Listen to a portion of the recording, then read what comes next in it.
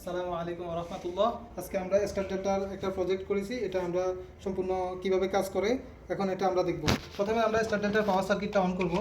প্রথমে দেখব এটা ঠিক আছে কিনা। তো আমি এখন আপনাদেরকে স্টারডেটার কন্ট্রোলিং যে সিস্টেম আছে এটা দেখাইতেছি। প্রথমে হচ্ছে আমরা পুশ বাটন যখন ট্রিপ পুশ করব তখন আমাদের টাইমার অন হয়েছে 10 সেকেন্ড পর্যন্ত।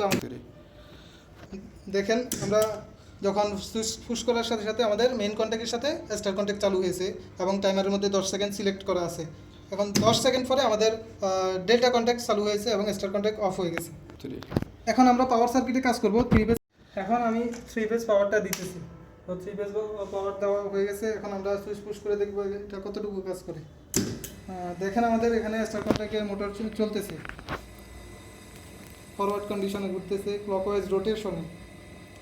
10 সেকেন্ড পরে এটা আরও স্পিডে ঘুরতেছে ডেল্টা কন্ডিশনে।